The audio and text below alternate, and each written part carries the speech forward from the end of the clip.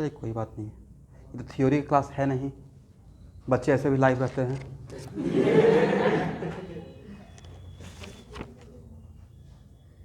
तो देखिएगा स्टूडेंट, लेकिन सिर्फ इसी को मत देखते रहिएगा फिर। KCl + 3 KClO4।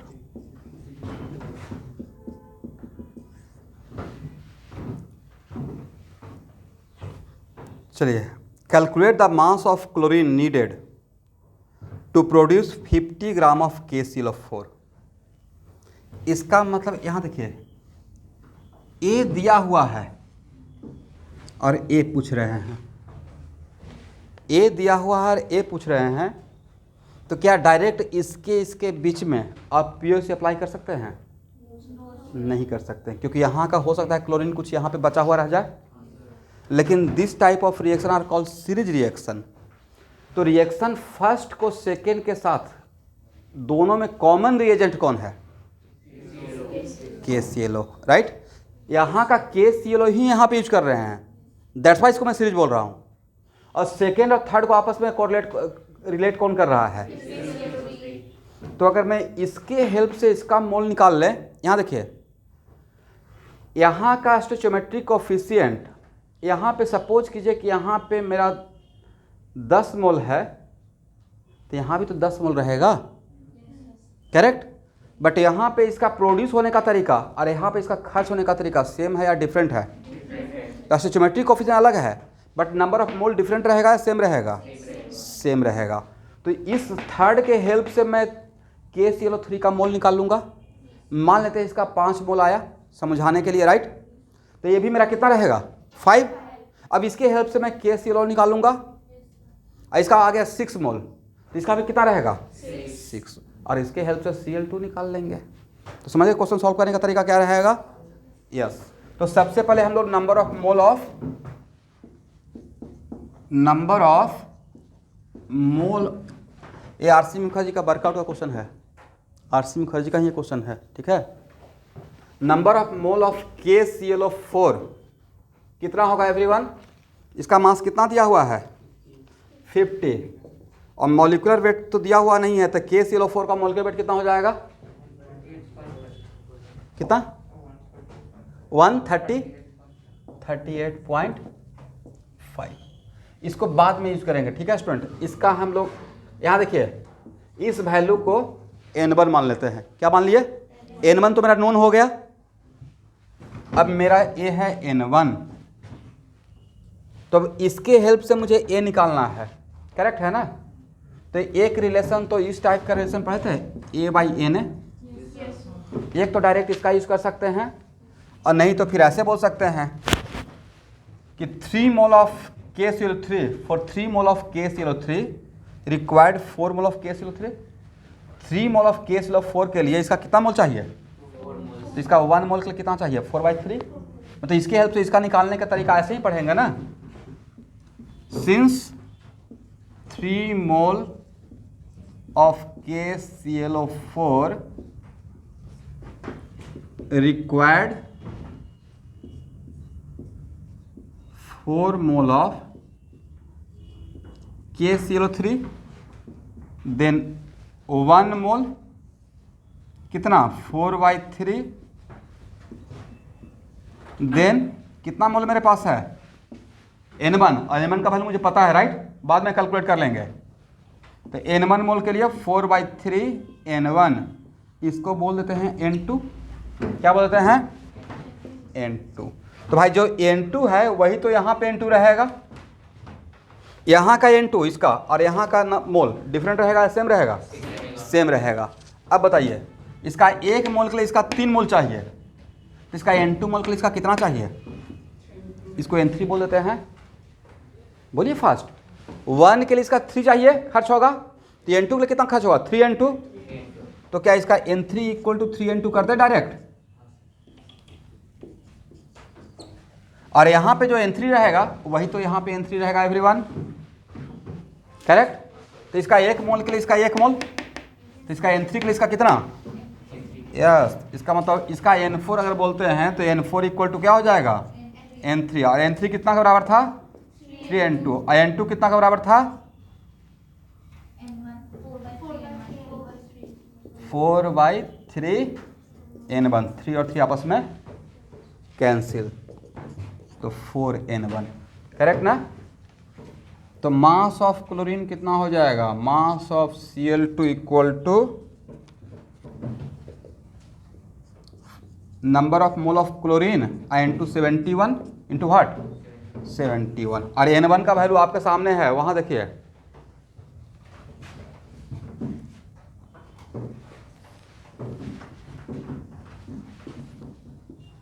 तो मास ऑफ Cl2 इक्वल टू 4, देखिए इसलिए मैंने वहां पे कैलकुलेट नहीं किया था, एक साथ यहाँ पे कैलकुलेट कर लेते हैं। अब इसका कैलकुलेशन कर लीजिए फाइनली, ठीक है?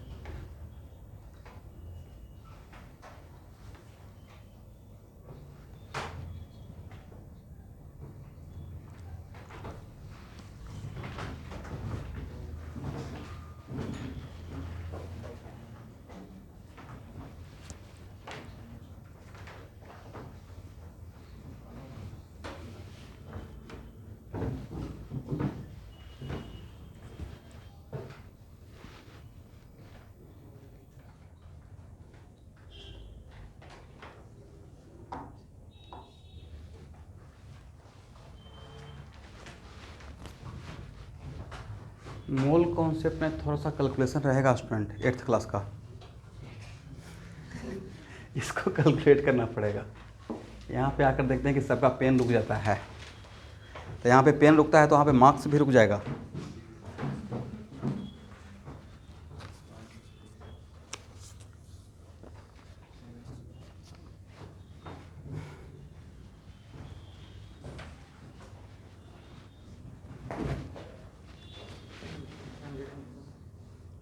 हंड्रेड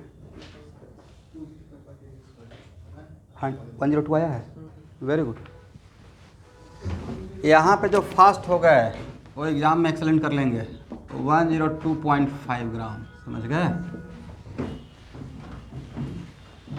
अच्छा सही बताइए, क्वेश्चन सच में टफ था या बहुत सिस्टमेटिक है?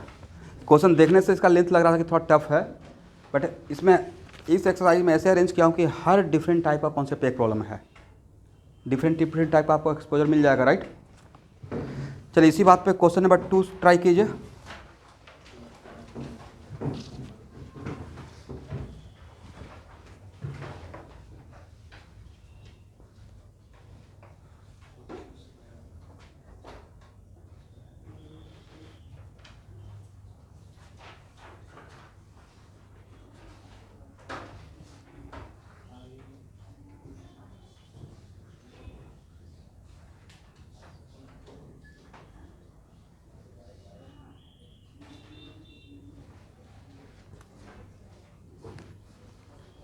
एक दो बार सिर्फ क्वेश्चन पढ़िए।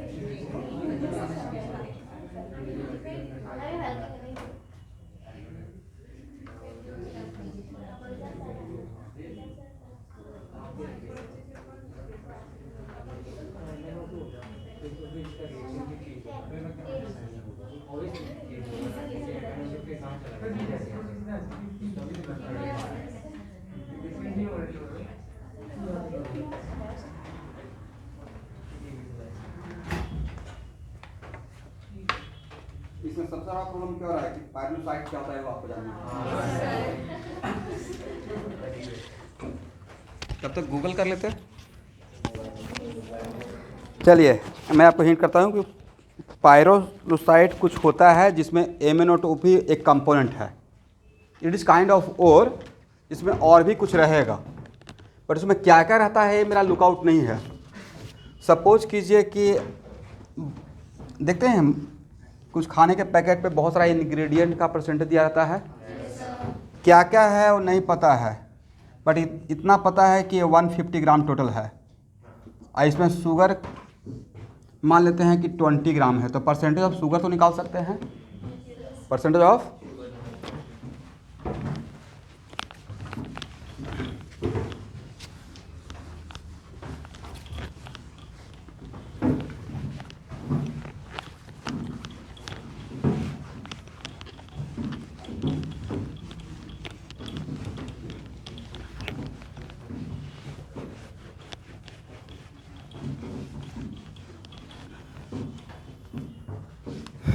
Okay everyone,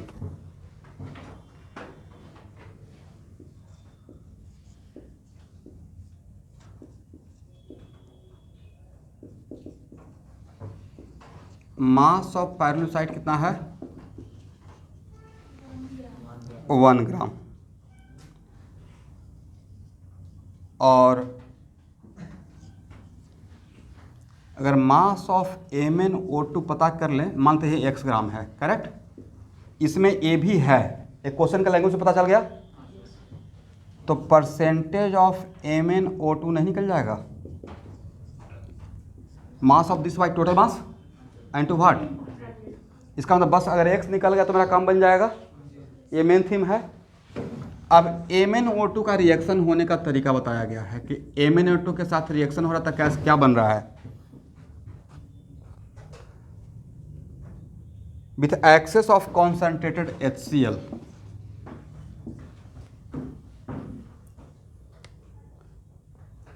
and the chlorine gas was evolved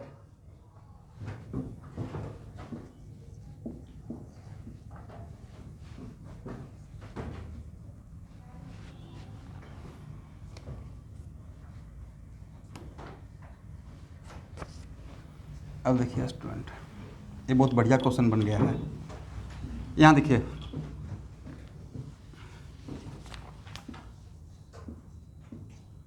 आपको जब जनरल इनऑर्गेनिक केमिस्ट्री का रिएक्शन अगर नहीं जानिएगा तो आपसे नहीं बनेगा क्वेश्चन।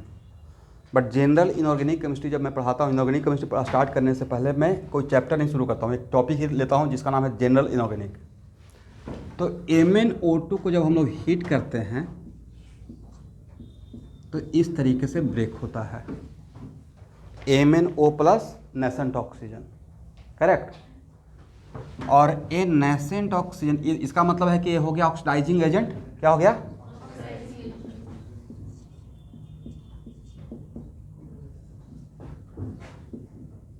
क्या बन जाएगा? H2O plus Cl2। First reaction ए हुआ, सेकेंड रिएक्शन ए हुआ। और मैग्नीज का मतलब इसमें रिएक्शन जानना ही मेन चीज़ था, ठीक है। तो यहाँ से आपको MnO2 का एक नया बात सीखने को मिला कि MnO2 को जब हीट करते हैं तो नेसेंट ऑक्सीजन प्रोड्यूस करता है और वो किसी को ऑक्सीडाइज कर सकता है। यहाँ देखिए, यहाँ से यहाँ तक आना तो किसका ऑक्सीडेशन हुआ? -1 से 0। इसका ऑक्सीडेशन वर्क कितना है? -1 से 0। और मैग्नीज का एक खासियत है कि मैग्नीज का हायर ऑक्सीडेशन स्टेट का ऑक्साइड एसिडिक होता है। किसी भी सॉल्ट में ए वाला पार्ट कहाँ से आता है? अनायन, एसिड से। तो इसका नाम बोली तो पोटेशियम पर मैग्नेट K+NO4, इसका मतलब एसिड से आया होगा। तो एक कौन सा एसिड रहा होगा? HMnO4। पढ़िए, पर मैग्निक एसिड कौन सा? और पर मैग्निक इसमें कितना है? +7 है। यहाँ पे +7, तो यहाँ भी क्या है? Mn2O7। Mn2, तो यहाँ पे मैग्नीज का +7। तो मैग्नीज का ऑक्साइड लेते हैं, उसका हायर ऑक्सीडेशन स्टेट है तो एसिडिक नेचर का होता है। जनरली मेटल का ऑक्साइड बेसिक होता है, बट कुछ एम्फोटेरिक भी तो होता है, बट इसको एम्फोटेरिक में काउंट नहीं करेंगे। इसमें कैटेगराइज हो गया कि इसका हायर ऑक्सीडेशन स्टेट का ऑक्साइड एसिडिक रहेगा और लोअर ऑक्सीडेशन स्टेट का ऑक्साइड क्या रहेगा? बेसिक रहेगा। करेक्ट। तो यहाँ पे अभी ये रिएक्शन खत्म नहीं हुआ था, MnO और आप लिए हैं एक्सेस ऑफ HCl, तो इसके साथ अगेन HCl रिएक्शन करेगा। अब बनेगा acid base reaction MnCl2 + H2O। ठीक है ना? अब इस रिएक्शन को ऐड कर लीजिए। इस तरीके से रिएक्शन को लिखना को बोलते हैं पार्शियल बैलेंसिंग। क्या बोलते हैं? पार्शियल। एक होता है रेडॉक्स रिएक्शन के मेथड से बैलेंस करना, एक होता है इस तरीके से बैलेंस करना। तो जब ऐड करेंगे तो ए और ए आपस में क्या हो जाएगा? कैंसिल हो जाएगा। करेक्ट। और कुछ कैंसिल होगा?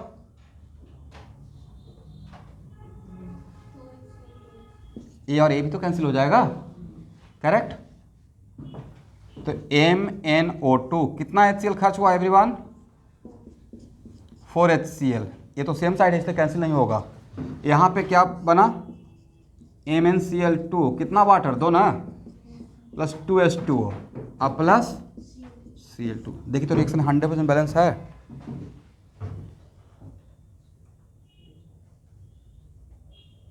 लास्ट रिएक्शन, नेट रिएक्शन जो मैंने लिखा,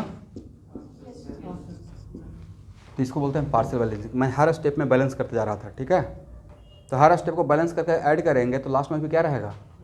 बैलेंस रहेगा। मतलब ये रिएक्शन हम लोग को जानना जरूरी था, अदरवाइज ये क्वेश्चन नहीं बनता। अब यहाँ तक आ गए।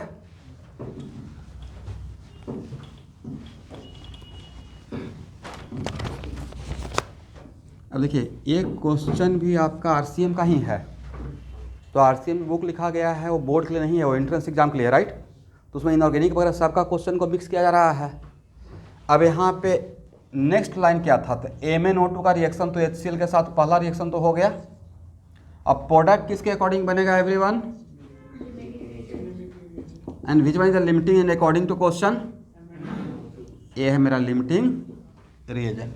और यहाँ का Cl2 किसके साथ रिएक्ट कर रहा है? यस, तो क्या बना? 2KCl plus sodium iodide 2Na। तो देखिए, क्लोरीन और आयोडीन में it is very important to note that, इसको दो तरीके से रखिए। क्लोरीन और आयोडीन में क्लोरीन का रिएक्टिविटी ज़्यादा है, तो इसको सॉल्ट से आयोडीन को रिप्लेस कर देगा, पहला तरीका। और रिप्लेस करके बनेगा क्या? I2 बनेगा।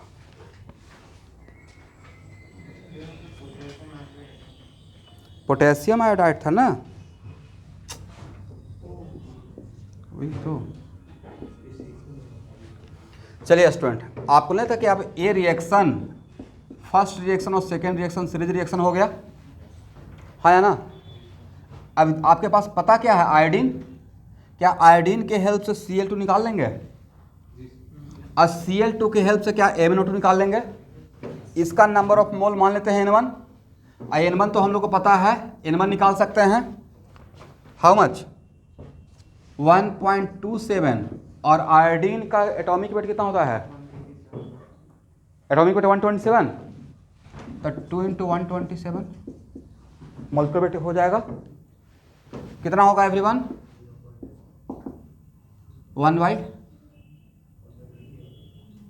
ये कितना हो जाएगा?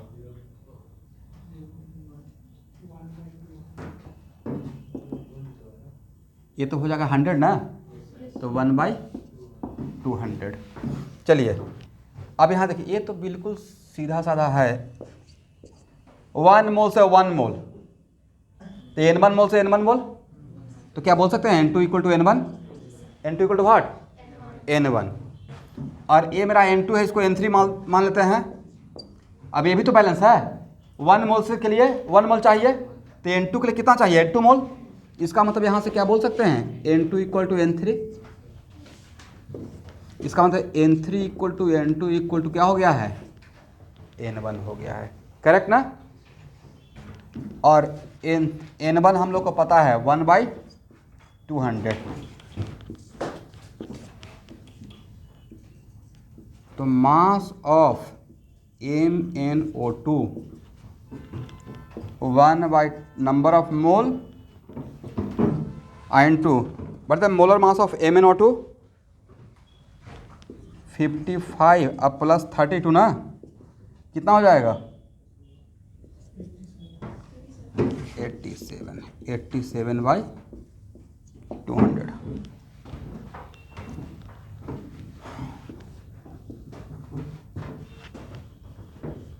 तो परसेंटेज ऑफ MnO2 इन पायरोलुसाइड कितना हो जाएगा? यही तो मेरा x है, this is what? x by 1 × 100, और x क्या हो गया? 87/200 × 100।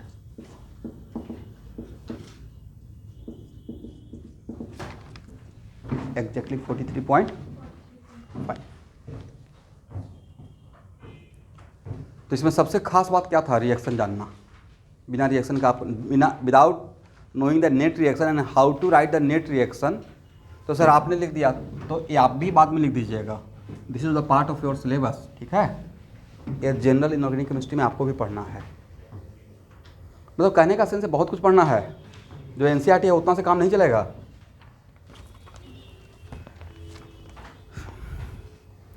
यहाँ तक हो गया? सॉल्यूशन समझ में आ गया है? चलिए क्वेश्चन नंबर 3।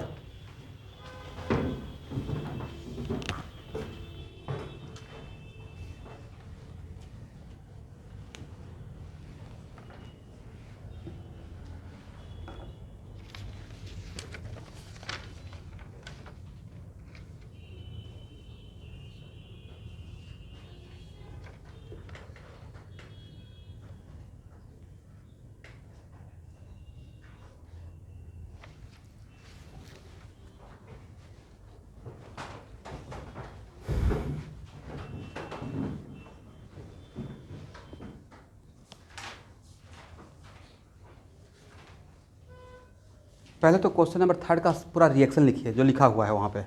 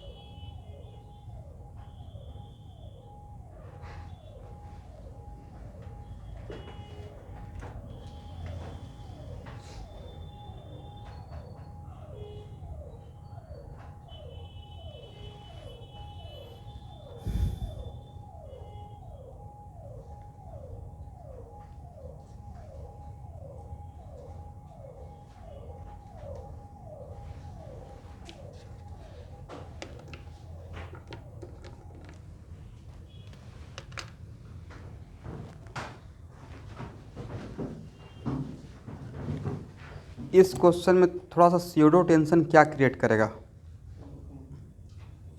मुझे इस क्वेश्चन को जब फर्स्ट टाइम मैं सॉल्व कर रहा था तो एन का वैल्यू पता नहीं है। मतलब आप लोग को भी सेम सिचुएशन है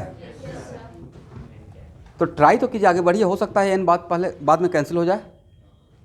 क्वेश्चन जो सेट करने वाला इतना बढ़िया से ब्यूटीफुली क्वेश्चन को अरेंज किया हो कि शायद एन कैंसिल हो जाए, ये भी तो हो सकता है।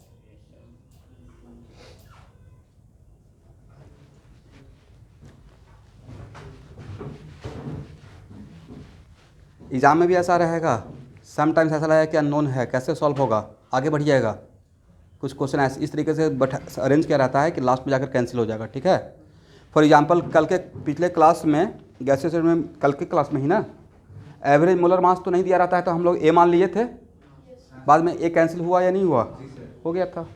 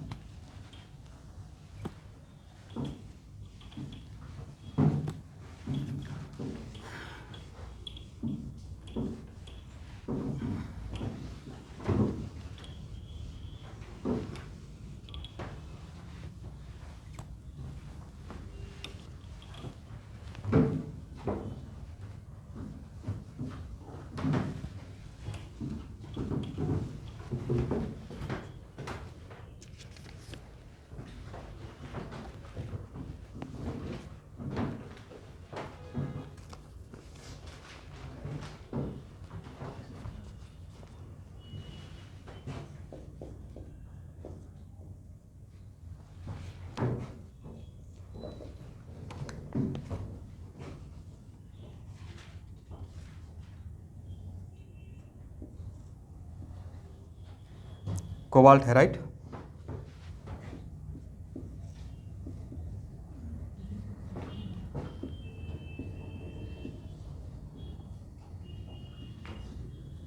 बैलेंस है ना, यहाँ देखिए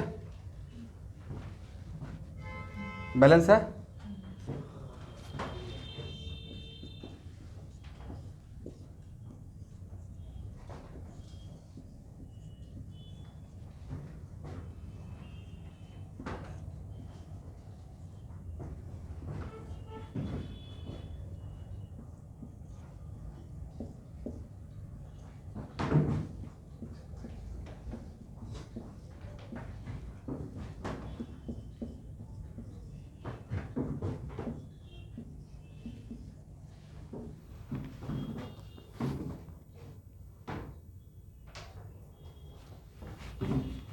चलिए स्टूडेंट, यहाँ देखिए इन दोनों में कॉमन क्या है, COF कोबाल्ट ट्राइफ्लोराइड, और इसका मतलब है कि सर इसका तो पता है नंबर ऑफ मोल। यहाँ देखिए इसका नंबर ऑफ मोल N1 मान लेते हैं, ठीक है स्टूडेंट, इसका क्या मान लेते हैं N2, तो यहाँ भी क्या रहेगा N2, और इसके हेल्प से क्या निकाल लेंगे N3, करेक्ट। तो N2 और N3 में क्या रिलेशन रहेगा, पहले देख लेते हैं।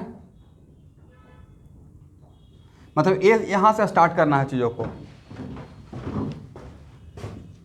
Number of mole of CF2N कितना केजी है, 1 kg ना, बोलिए CF2 का इस पूरे का मोलिकुलर वेट कितना, वेरी गुड, 50 बोलने से रॉन्ग हो जाता, N2N से मल्टीप्लाई करेंगे ना, यस 50N, करेक्ट। ये निकाल लिए, तो हम लोग का 80% काम हो चुका। अब यहाँ पढ़िएगा, इसका कोफिशिएंट कितना, इसका कोफिशिएंट कितना, तो इसका 1 के लिए इसका 4N चाहिए, इसका 1 मोल के लिए कितना मोल चाहिए, तो इसका N1 मोल के लिए कितना चाहिए, 4N N1। इसका मतलब N2 के लिए क्या बोल सकते हैं 4N N1। कोफिशिएंट इसका 4N है तो 1 मोल के लिए इसका 4N मोल चाहिए, तो N1 मोल के लिए कितना चाहिए 4N N1। This is called what N2। अब यहाँ देखिएगा, इसका 2 मोल के लिए इसका 1 मोल चाहिए, तो इसका 1 मोल के लिए इसका हाफ चाहिए, तो N2 के लिए कितना चाहिए, N2/2, N2 के लिए कितना चाहिए, इसका मतलब N3 के लिए क्या बोल सकते हैं, N2/2, करेक्ट। और N2/2 कितना है भाई, N2 कितना है 4n(n1) और डिवाइड बाई 2 मतलब कितना 2n(n1). ये 2n(n1) क्या है, number of moles of fluorine, number of moles of fluorine. तो मास ऑफ फ्लोरीन के लिए क्या लिखेंगे, मास ऑफ F2 इक्वल टू, क्या ये बोल सकते हैं, mass of F2 required equal to 2n(n1) into 38, सही है। और आंसर से एक स्टेप पीछे हैं, N1 का वैल्यू पुट कर देंगे, काम खत्म। N1 का वैल्यू वहाँ पे है 2n, N1 का वैल्यू कितना है 1000/50n इंटू वाट, देखिए n और n लास्ट में क्या हो गया, कैंसिल हो गया है, करेक्ट। तो जो अननोन लग रहा था वो लास्ट में क्या हो गया, कैंसिल। और ये 50 से इसको डिवाइड कर दीजिए, कितना हो जाएगा 20 ना, तो 40 इंटू 38 ग्राम, और इसको केजी में कन्वर्ट कर दीजिएगा तो कितना से मल्टीप्लाई कर दीजिए, डिवाइड कर दीजिए,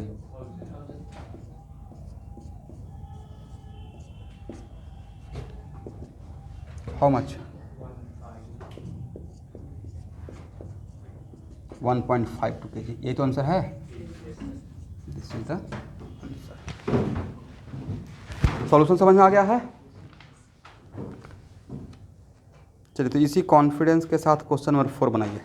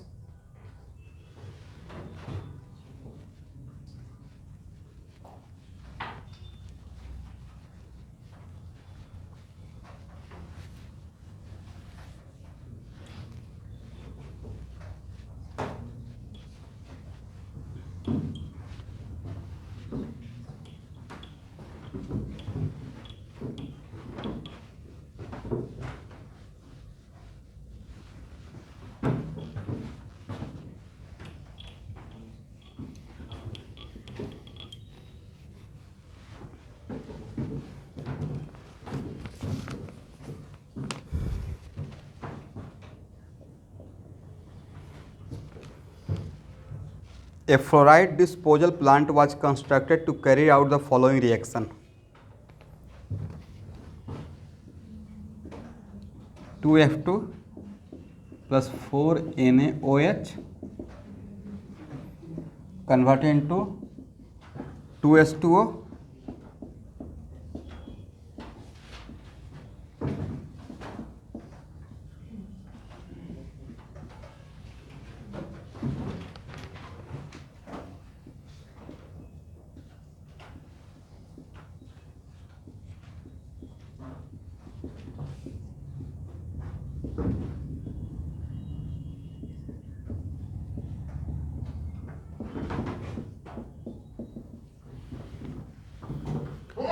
Okay.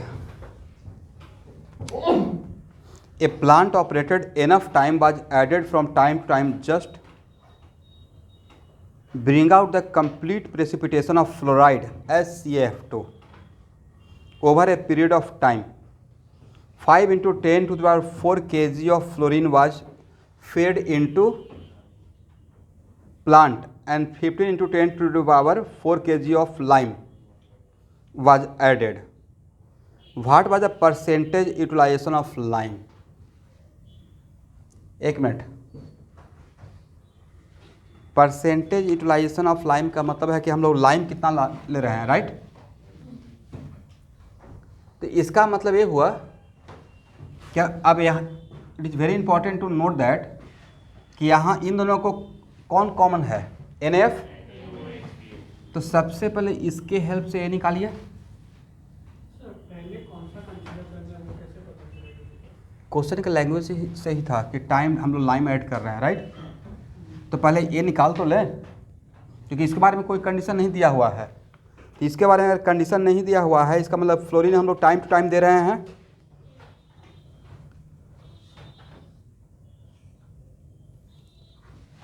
तो फ्लोरीन टाइम टू टाइम दे रहे हैं, तो यहाँ इसके हेल्प से आपने फ्लोरीन कितना ऐड किया है, complete precipitation of this one. एक minute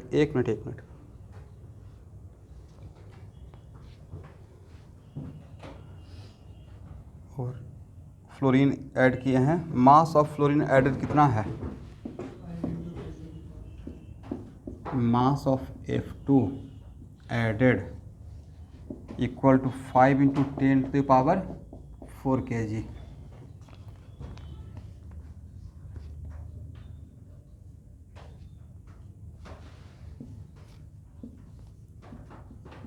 and mass of lime added, use नहीं, added how much, 15 into 10 to the power 4 kg। और आपको चाहिए क्या, कंप्लीट प्रेसिपिटेशन ऑफ फ्लोराइड। यहाँ देखिए इसमें ये बात छुपा हुआ था, इस टर्म में ये बात छुपा हुआ था, फ्लोरीन का complete precipitation, right? Fluorine completely consume हो जाए, इसका मतलब है कि यहाँ पे फ्लोरीन बचा हुआ नहीं रहना चाहिए, इस सेंटेंस के अंदर था। इसका मतलब है कि फ्लोरीन का मास के अकॉर्डिंग पूरा फ्लोरीन खत्म हो जाएगा, तभी तो कंप्लीट प्रेसिपिटेशन, कंप्लीट कंजम्पशन हुआ। ऐसा प्लांट है जो फ्लोरीन को ही खा रहा है और कंप्लीट फ्लोरीन को कंज्यूम करना है, राइट? तो इसका मतलब 100% कंज्यूम होगा, उस सेंटेंस से पता चल रहा है, करेक्ट? तो इसके हेल्प से ये निकल जाएगा क्या, इसके हेल्प से इसका मोल निकाल पाएंगे? और इसका मोल मान लेते हैं N1 और इसका मान लेते हैं N2, तो N1 के हेल्प से N2 निकल जाएगा। वर्धन में वो 2 मोल से 4 मोल, तो 1 मोल से 2 मोल, तो N1 से 2N1, तो N2 के लिए क्या 2N1 कर सकते हैं?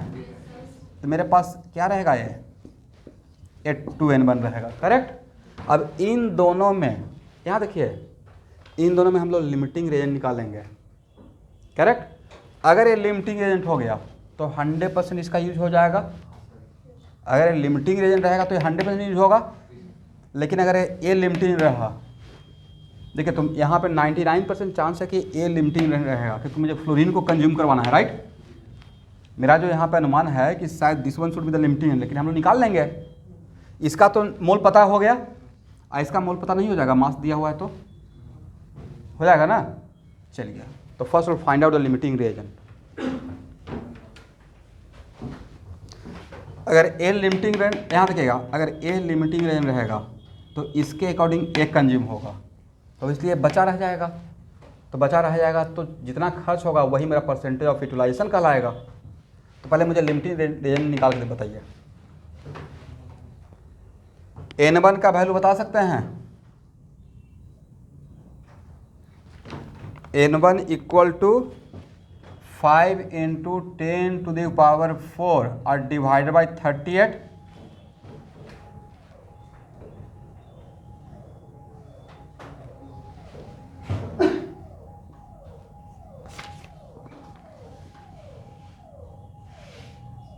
अब सही है।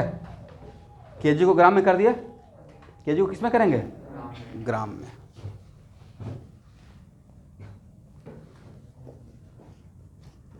Five into 10⁻7/38। तो N2 कितना हो जाएगा स्टूडेंट, 10 इंटू 10⁻7/38, 2 से मल्टीप्लाई कर दिए। चलिए, और इसका मान लेते हैं N3। अरे रिएक्शन अनबैलेंस है या बैलेंस है, देखिए तो एक बार, ये रिएक्शन अनबैलेंस या बैलेंस है, बैलेंस है। तो N3 इक्वल टू कितना हो जाएगा, 15 इंटू 10⁴ इंटू 100 से क्यों मल्टीप्लाई कर रहे हैं, ग्राम में कन्वर्ट करने के लिए, और डिवाइड बाई लाइम का मोलर मास कितना होता है 56। तो 15/56 इंटू 10⁻7 मतलब 1.5, हाँ इतना ही रहने दीजिए।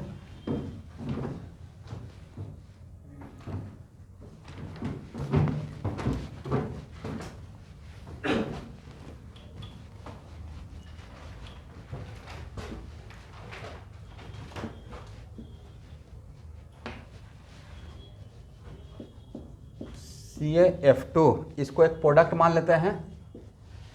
चलिए, NaF के अकॉर्डिंग अगर CF2 बनता तो कितना बनता, उसका 2 मोल से इसका 1 मोल, इसका 2 मोल से इसका 1 मोल, तो इसका 1 मोल से इसका हाफ मोल, तो N2 से कितना बनता, N2/2। और N2 तो आपका सामने है ना, 10 इंटू 10⁻7/38 और डिवाइड बाई 2 मतलब हाउ मच, 5 इंटू 10⁻7/38।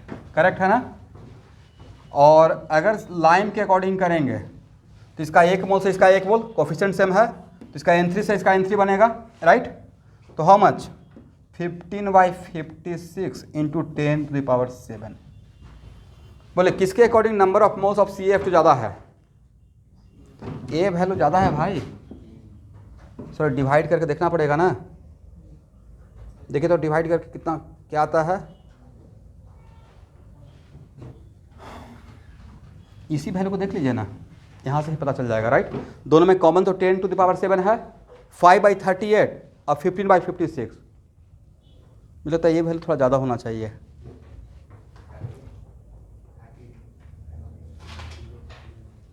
इसमें 0.3 के आसपास रहेगा, राइट। इसमें कितना रहेगा, 0.1 के आसपास रहेगा, करेक्ट। इसका मतलब है this one is what, limiting related. अब समझ में आ गया। इसको लाइन 100% खर्च हुआ या बचा रह जाएगा, बचा रह जाएगा, ठीक है।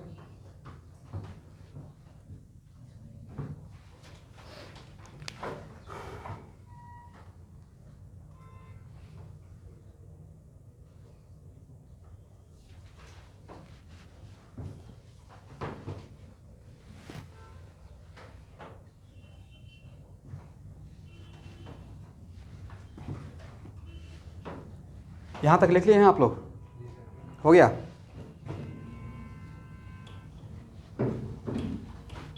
तो बोले NaF के अकॉर्डिंग लाइम खर्च होगा या लाइम के अकॉर्डिंग NaF खर्च होगा। और ए वैल्यू मेरा N2 था, आई वैल्यू मेरा क्या था, इसका मतलब ए एक्सेस है। तो क्या पढ़ेंगे, इसका 2 मोल का इसका 1 मोल चाहिए, इसका 1 मोल का इसका हाफ चाहिए, तो इसका N2 के लिए कितना चाहिए, N2/2। The number of moles of calcium oxide consumed, और जो कंज्यूम्ड हुआ वही तो यूटिलाइज हुआ, कंज्यूम्ड और यूटिलाइजेशन डिफरेंट हुआ, सेंस है सेम सेंस। ये हो गया N2/2, करेक्ट। और number of mole of lime लिए कितना थे, लिए थे N3, खर्च कितना हुआ N2/2। तो परसेंटेज ऑफ यूटिलाइजेशन यहाँ से निकाल सकते हैं, परसेंटेज ऑफ यूटिलाइजेशन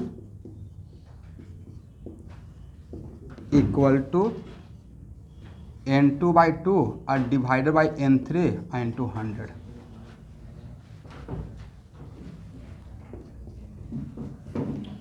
N2 का वैल्यू हम लोग के पास है, N2 का वैल्यू कितना था एवरीवन,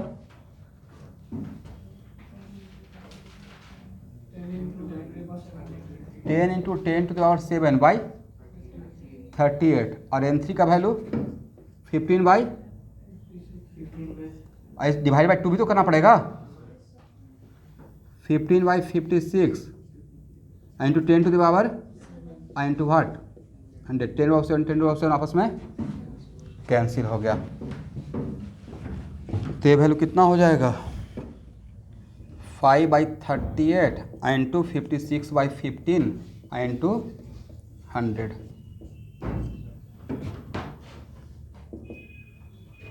कैलकुलेट करके देख लीजिए।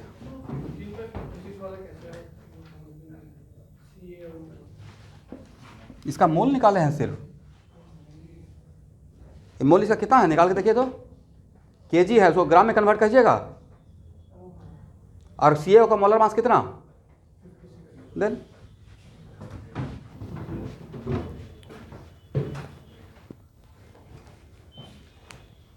एक कैलकुलेट करके इसका न्यूमेरिकल वैल्यू बताइए। 49%। इसका मतलब है कि एग्जाम में लैंग्वेज भी समझना पड़ेगा, right.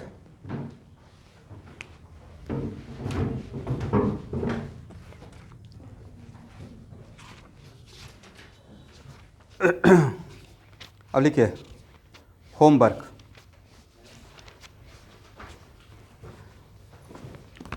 Modern approach of chemical calculation, ठीक है। पहला चैप्टर, फर्स्ट चैप्टर का नाम क्या था, elementary problem based on definition of mole concept, work out all. फिर से लिख लीजिए, जब बन गया तो मत बनाइएगा, हो गया ख़त्म हो गया। एक्स्ट्रा अभी सॉल्व मत कीजिएगा, ठीक है। उसका सेकंड चैप्टर का नाम है problem based on equation stoichiometry, right, workout all. Third नहीं बनाना है स्टूडेंट, थर्ड अभी पढ़ाया नहीं हूँ, यूडियोमेट्री ऑफ गैस एनालिसिस, एक गैसेस सिस्टम पढ़ाऊंगा, ये थर्ड अभी नहीं बनाना है, ठीक है। फोर्थ एटॉमिक वेट और फिफ्थ मॉलिकुलर वेट। वर्कआउट सिर्फ मन होगा, अगर टाइम रहेगा तो एक्सरसाइज बना लीजिएगा, लेकिन वर्कआउट में ज़्यादा अच्छा कलेक्शन है, ठीक है। और जो नहीं बनेगा उसको सर्किल कर लीजिएगा और इंडिविजुअली पूछ सकते हैं।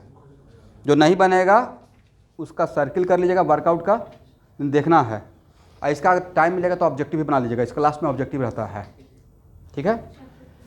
केमिकल इक्विवेलेंस अभी नहीं, केमिकल इक्विवेलेंस और वॉल्यूमेट्रिक एनालिसिस दोनों एक साथ बाद में कवर करेंगे। हालांकि आपको लॉ ऑफ केमिकल इक्विवेलेंस पढ़ा चुका हूँ, बट इसमें कुछ कॉन्सेप्ट बताना बाकी है। तो जब हम लोग वॉल्यूमेट्रिक टाइट्रेशन पढ़ेंगे क्लास 12th में जाकर, तो दोनों चैप्टर एक साथ करेंगे, ठीक है। अब लिखिए, ये तो हो गया RCM का, करेक्ट है ना।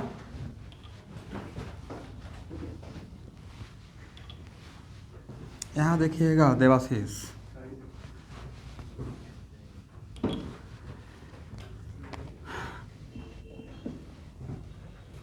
अच्छा all of your waiting for what की एक्सरसाइज 7 सॉल्व कर चुके हैं, देखिए तो अब सब पूरा कंप्लीट हो चुका है।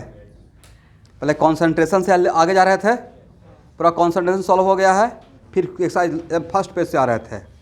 तो class assignment almost done except eudiometry, except what eudiometry. और कंसंट्रेशन का 144 प्रॉब्लम जो रहेगा उसको होम असाइनमेंट में, सब कुछ यहाँ पे मैं लिख रहा हूँ, ठीक है। तो पहला बात तो होम असाइनमेंट आप कल से कलेक्ट कर सकते हैं।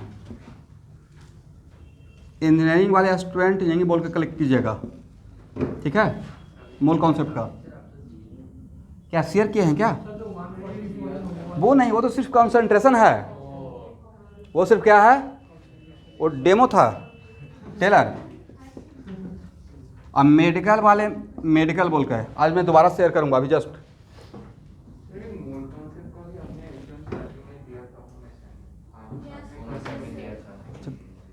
फिर से एक बार शेयर कर देंगे। अच्छा, किसी के पास अगर होगा, अगर मैं जो दिया हूँ तो मुझे एक बार व्हाट्सअप कर दीजिएगा, तो सब लोग मत कीजिएगा, आप कर दीजिएगा, होगा ना, तो मैं एक बार चेक कर लूँगा। और वही रहेगा तो मतलब समटाइम्स ऐसा रहता है ना कि मतलब बहुत से मोल कॉन्सेप्ट का 2-3 सेट बना हुआ है, कोई ड्रॉपर में लेके चल रहा हूँ, क्योंकि ड्रॉपर में टाइम कम होता है तो थोड़ा नंबर ऑफ प्रॉब्लम कम लेते हैं। 11th में टाइम ही टाइम है, लेकिन maximum time consume in school. चलिए, तो ये आपका टास्क रहेगा। पहला तो आरसीएम हो गया, इसको कवर करने के बाद ए कवर कर लीजिएगा, और फिर कॉन्सेंट्रेशन सब लिखते रहिएगा, भूल जाइएगा आप लोग, ठीक है। मुझे तो याद रहेगा मैंने क्या क्या काम दिया है। कॉन्सेंट्रेशन का जो 144 जो प्रॉब्लम जो क्लास असाइनमेंट लिए थे, एक्चुअली वो क्लास असाइनमेंट नहीं था, वो एक्चुअली होम असाइनमेंट था, बट मैं ले लिया था, ठीक है। तो वो बना लीजिएगा जो कॉन्सेंट्रेशन का 144 वाला सेट है, करेक्ट। तो इतना से ज़्यादा तो कॉन्सेंट्रेशन आपको कभी पूछा ही नहीं जाएगा लाइफ में। और उसके बाद मोस्ट इम्पॉर्टेंट, कितना भी मैं ये सब काम करवा दूंगा, आपको कॉन्फिडेंस नहीं आएगा अनटिल अनलेस अपना रेस्पेक्टिव क्वेश्चन बैंक जब तक नहीं बनाइएगा। तो नीट वाले बच्चे अपना जो क्वेश्चन बैंक है उसका हेडिंग है ना चैप्टर वाइज, टॉपिक वाइज, तो मेडिकल वाले अपना मेडिकल क्वेश्चन बैंक बनाइएगा, क्वेश्चन बैंक, ठीक है। टॉपिक क्या रहेगा? Mole concept. इसे बहुत प्रॉब्लम मिलेगा आपको, ठीक है। इसमें इंडिया में जितना मेडिकल एग्जाम है सबका क्वेश्चन मिलेगा। और आईआईटी वाले आईआईटी क्वेश्चन बैंक, लेकिन इस आईआईटी का जो क्वेश्चन बैंक रहेगा उसमें मोल कॉन्सेप्ट में आपको रिडॉक्स भी मिलेगा, मिक्स है। तो रिडॉक्स तो पढ़ चुके ना, तो अब तो कर ही सकते हैं, कोई प्रॉब्लम तो है नहीं। तो ज़्यादा आप लोग को काम नहीं करना है, बस इतना ही काम करना है। ये सिस्टमेटिक लिख लीजिए, लिख लिए आप लोग पक्का?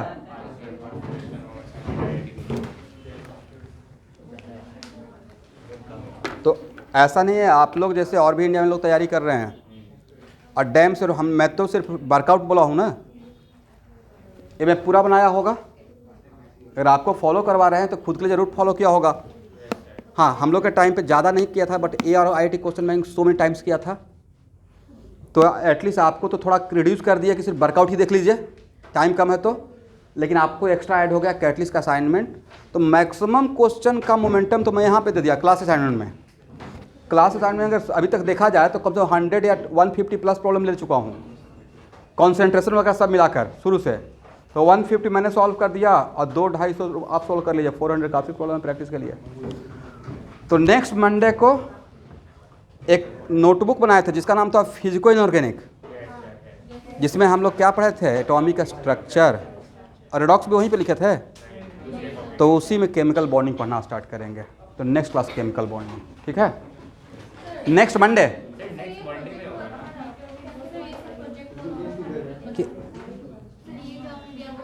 देखिए, प्रोजेक्ट वाला हिसाब किताब है कि प्रोजेक्ट वाला में होता क्या है ना, कि जैसे बोले कि all the are the project, सबसे पहले आप इतना मैच्योर्ड हो चुके हैं कि आप खुद ही रिस्पॉन्सिबल रहिए। प्रोजेक्ट तो मैं बोल देता हूँ, लेकिन फिर कुछ स्टूडेंट बोलते हैं सर आज थोड़ा सा हेल्थ इश्यू है, 5 दिन के बाद सबमिट करें। अब मैं बैठ के सबका व्हाट्सएप से डाउनलोड तो नहीं करते रहूँगा, भूल जाएंगे। तो इस बेटर है कि अगर आप जैसे सुबह में आके देखिएगा तो कोई सुबह में आते होंगे तो 1 या 2 स्टूडेंट यहाँ पे आके सेल्फ स्टडी करते रहते हैं। कभी सुबह यहाँ आइएगा तो देखिएगा 1-2 स्टूडेंट इसमें आए कि उसमें, राइट। तो वैसे उन लोग का प्रॉपर 2-3 स्टूडेंट का मैं पर्सनल फाइल मेंटेन करता हूँ, उन्होंने अभी तक क्या क्या सॉल्व किया है। मैंने वो 12th दे चुके हैं, बट मुझे लगता है कि इस बार अच्छा रैंक देंगे, तो उनको पर्सनल गाइडेंस दे रहा हूँ। तो अब वो क्या करते हैं, खुद से ही मुझे दिखाते हैं आके बनाकर कि देखिए मैंने सर यहाँ से इतना बना लिया। तो वैसे ही अगर आप में से कोई लेकर आकर अगर पूरा बना लीजिएगा और मुझे दिखाने के सर मैंने यहाँ पे देखिए मैंने इतना काम किया, तो मुझे अपार खुशी होगी राइट। इसलिए ये तो आप पे डिपेंड करता है कि आप मुझे दिखा के मुझसे सिग्नेचर ले लीजिएगा, सर मैंने इतना सॉल्व कर लिया। तो ये आप खुद ही अब उसमें और ये नहीं कि मेरे टाइम की कमी रहेगा। 10 वर्ष बोलेंगे सर मेरा एक बार देख लीजिए कि मैंने इतना काम किया है, तो मुझे बहुत अच्छा लगेगा कि आपको जो मैंने वर्क दिया। अब उसमें जो देखिए 2 टाइप का होता है, एक होता है कि बिल्कुल छड़ी लेके खड़ा रहिए और सर पे लगाते रहिए तो सॉल्व करेंगे। एक होता है बाय हार्ट, पर्सनल इंटरेस्ट। भाई कैरियर आपका है, मेरा ड्यूटी है कि ठीक है आपने यहाँ पे एडमिशन लिया है तो मैं तो मैक्सिमम एफर्ट लगाऊंगा, क्योंकि रिजल्ट मुझे भी चाहिए, राइट। ऐसे भी कोरोना के टाइम पे, आफ्टर कोरोना, तो मैं चाह रहा हूँ कि बढ़िया से बैच को पढ़ाया जाए। तो बढ़िया से बैच को पढ़ाने के लिए देखिए इतना तो एफर्ट लगा रहे हैं, लेकिन बच्चे को अभी मैं फोर्स भी नहीं कर सकता हूँ। आइए, जब भी कुछ करते हैं तो कोई ओमिक्रॉन जैसा आ जाता है। अब वो टीवी पे आजकल न्यूज़ भी देखिएगा तो डर जाइएगा, राइट। अब सब लोग ब्रिटेन वगैरह में देख रहे हैं, कहीं ना कहीं थोड़ा सा डर हो जाता है। अब उस चलते कुछ बोल नहीं सकता हूँ, बट मेरा रिक्वेस्ट है कम से कम लाइव तो रहिए। तो लाइव के अलावा भी कुछ बच्चे क्या करते हैं, वीडियो फॉलो करते हैं। तो वीडियो फॉलो करने में बोरिंग हो जाएगा नहीं, लाइव तक आप मुझे झेल पाइएगा, वीडियो में कहाँ झेल पाइएगा। वीडियो देखते रहिएगा, फिर कुछ और दूसरा देखने का मन करेगा।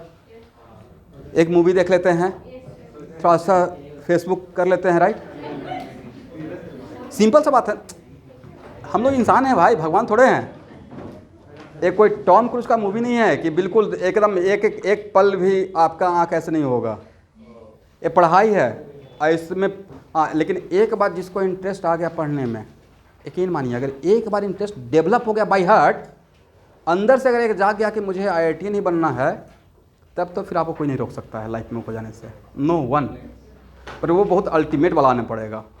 मतलब ऐसा आपको आपका बॉडी लैंग्वेज से ऐसा दिखना पड़ेगा कि आप दुनिया से भीड़ से अलग हैं।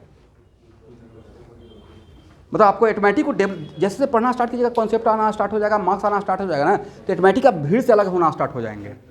बट उसके लिए हार्डवर्क चाहिए। या आप कुछ नया सीख रहे हैं तो वहाँ से ही आपका स्टार्ट हो गया, अच्छा आज ये बात सीखिए, आज ये सीखिए, आज ये सीखिए, अब मुझे ये काम करना है। तो जितना आपको दे रहा हूँ उसका कोई 60-70% भी अगर कर लेता है, मेरा मिशन खत्म हो गया। इतना से भी आपका काम चल जाएगा। इसी को दोबारा देख लीजिएगा। सेकेंड टाइम में क्या करना है, टाइम कम रहेगा तो मेरा थ्योरी और क्लास में करवाया हुआ प्रॉब्लम देख लीजिए और क्वेश्चन बैंक देख लीजिए। क्वेश्चन बैंक बार बार देखिए। मतलब कैटलिस्ट का असाइनमेंट एक बार बनाकर जो अच्छा प्रॉब्लम रहेगा उस पर स्टार लगा के छोड़ दीजिए, बट सॉल्यूशन सब अपने पास रखिएगा। लास्ट मोमेंट में बनाने का टाइम नहीं रहता है। बस फटाफट देखे, थ्योरी पढ़ लिए, अब सॉल्यूशन देखना स्टार्ट कर रहे हैं। क्वेश्चन नंबर 1 पढ़ेंगे, सॉल्यूशन, अच्छा इसमें ऐसे मैंने सोचा था, इसमें ऐसे सोचा था। वो होता है रिवीजन। रिवीजन के टाइम पे इज इट पॉसिबल कि 400 प्रॉब्लम को दोबारा लगा सकते हैं? तो एक महीना मोल कॉन्सेप्ट देखते रह जाइएगा। अब मोल कॉन्सेप्ट के 3 डेज ही आपको टाइम मिलेगा। तो क्या आप स्मार्ट वर्क करते हैं या कुछ सर्टेन क्वेश्चन का कलेक्शन कर दीजिए बनाते टाइम, ये क्वेश्चन अच्छा लगा, ये क्वेश्चन अच्छा लगा। कुछ क्वेश्चन तो ऐसा रहेगा कि जो देख के लगेगा कि नहीं तो ऑलवेज बन जाएगा। For example, number of electron in aluminium, अगर 1 ग्राम एल्युमिनियम दिए हैं, उसमें नंबर ऑफ इलेक्ट्रॉन पूछेंगे, तो ये दोबारा क्या इसमें स्टार लगाने की रिक्वायरमेंट है? तो ऑटोमेटिक ऐसे भी बन जाएगा ना। ओके, तो कल मिलते हैं आइसोमेरिज्म के क्लास में।